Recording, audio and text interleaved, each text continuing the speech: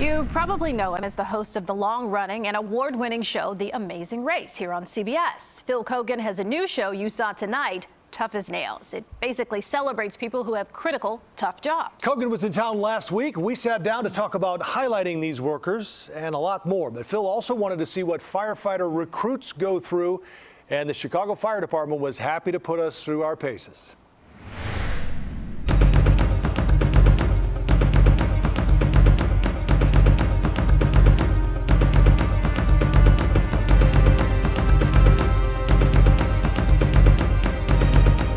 Game changer. I don't care what kind of shape you're in. But What if you're in bad shape? If you're in bad shape, you're really in bad shape.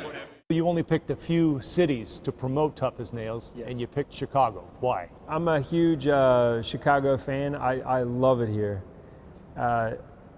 There's a grittiness to Chicago and a toughness that you can feel you feel it on the streets. Everybody I've met from Chicago has a bit of an edge to them in a good way.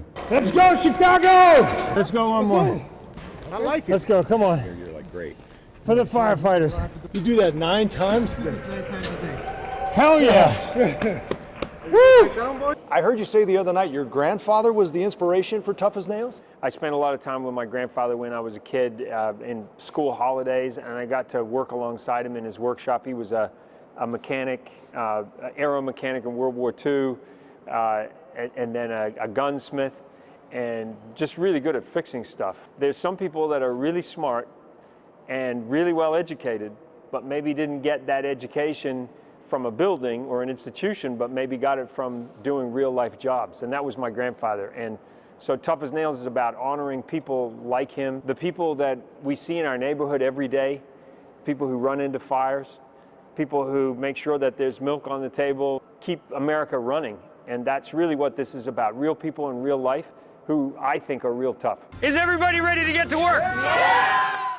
And every single one of the people that we have on our show have their prized tools, which are their hands, right? Their hands and knowledge. Huge respect. Respect. We've all been told you have to go to college, but in a way, it's okay to admit you don't have to go to college. And there are plenty of trades, critical trades, that keep this country moving and alive. Education is power. It changes lives. Just because somebody hasn't got a degree does not make them any less important to society. So I am not saying don't go to college. I'm saying that there are lots of really good jobs for young men and women who are sometimes not being offered those jobs because they're told the way to success, the way to a better life is with a degree. And that is definitely one path, but it's not the only path.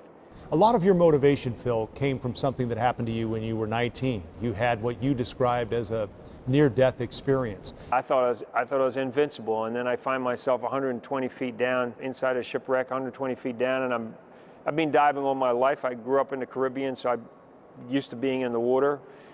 But then I got separated from my dive buddy in a massive area, and I don't know where up and down is, and there's a current running through the boat, and I had a massive panic attack. That was a wake-up call. You know, I got out of there, and the very first thing I did was I wrote a list of the things I wanted to do before I died. I would like to officially welcome you to the start of your amazing race. How many years has the Amazing Race been on?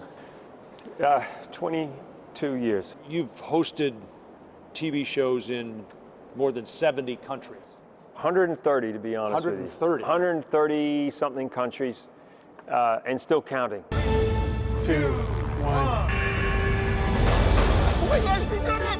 Travel is education, travel is awareness, travel is acceptance. When you see people from a different culture and you immerse yourself and you open yourself to different cultures and you see that people worship different things, eat different things, but then there are these commonalities.